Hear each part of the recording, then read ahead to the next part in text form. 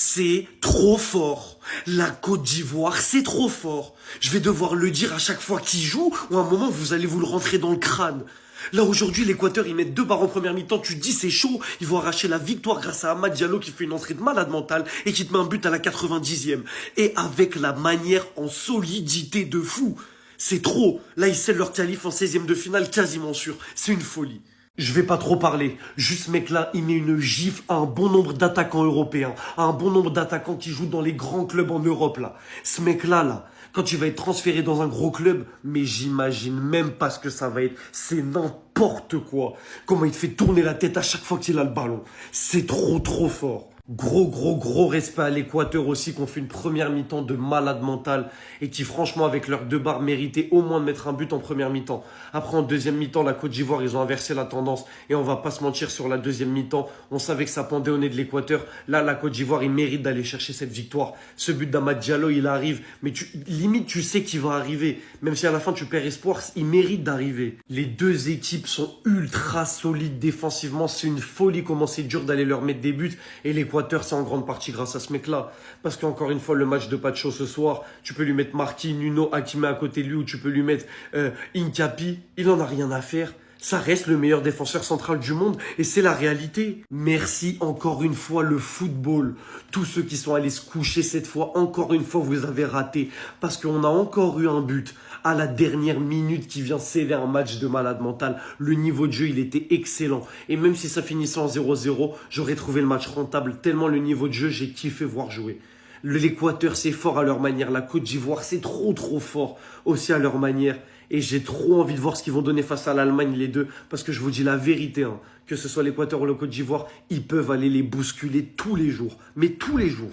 Personne n'arrête un éléphant qui charge. On vous l'a dit. Non, attendez, avant de parler du match, je veux rendre à mon élément ce qui est à mon élément. Parce que beaucoup vont féliciter Amad Diallo. Sa entrée, elle était fantastique. Mais l'homme du match, l'homme du résultat, il s'appelle Wilfried Sango. Oh là. Les gars, je vous avais déjà parlé quand il avait rattrapé Mbappé. Je vous avais parlé, mais vous m'avez pas écouté. Maintenant, est-ce que vous vous rendez compte de la puissance du boug? Il vient de disputer 88 minutes contre des Équatoriens bien balèzes, bien costauds. Défenseur central, Gueladoué sort, il se met à droite. Voilà d'où il part pour donner le but de la victoire. Une chevauchée fantastique qui crée le surnombre et tout simplement qui vient donner la passe décisive à Amad Diallo. Il a juste à toucher et mettre ce ballon petit filet comme il l'a fait sur la passe de Gueladoué face à l'équipe de France. Il le travaille ce schéma, mais Wilfried Sango c'est trop. Aujourd'hui, il allait mettre un ciseau retourné.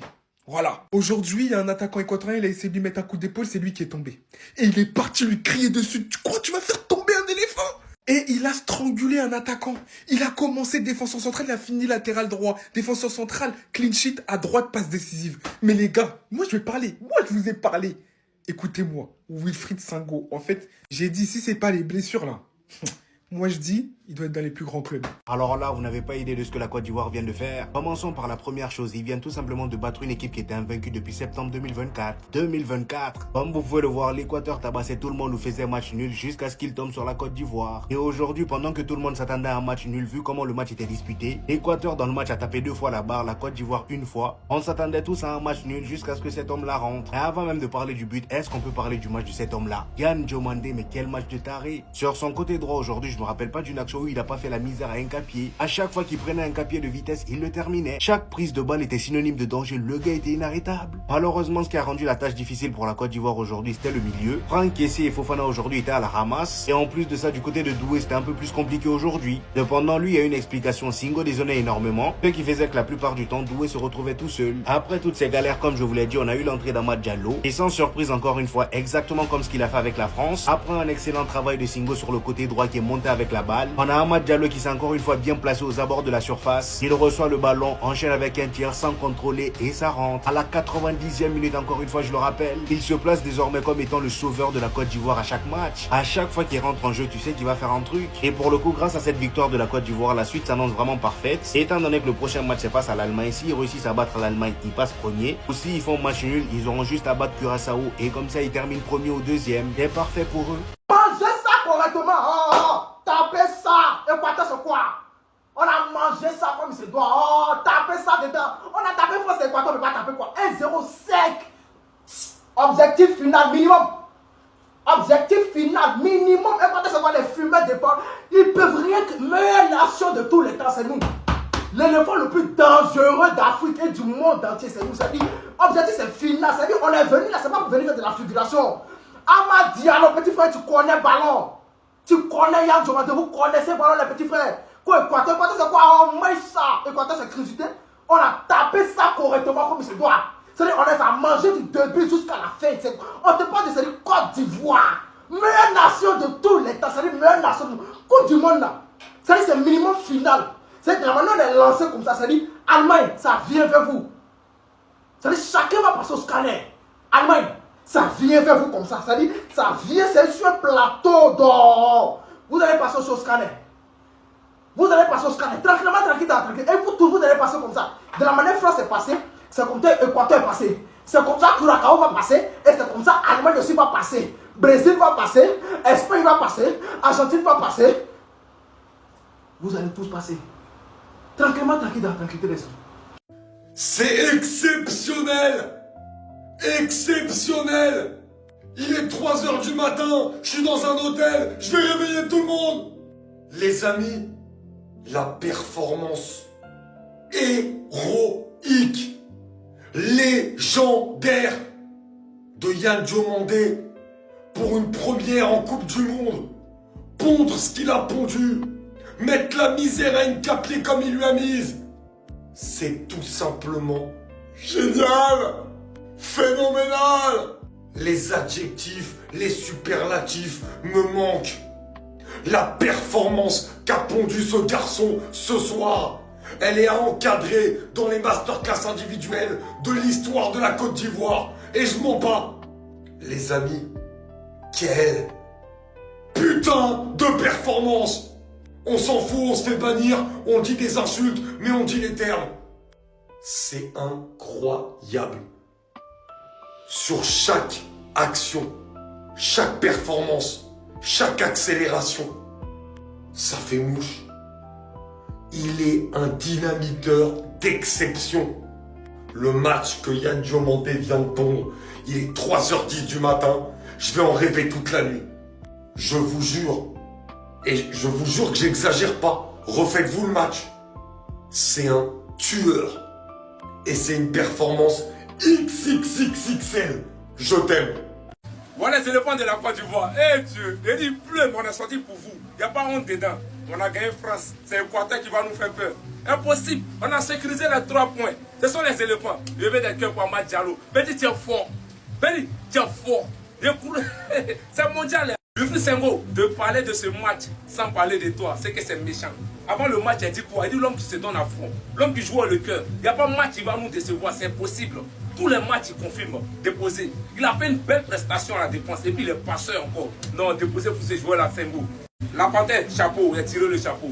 Non, Franck Kessie, c'est vrai, tu as pris de l'âge, mais tu montres que là, dans les grands matchs, c'est toujours le même Franck Kessie.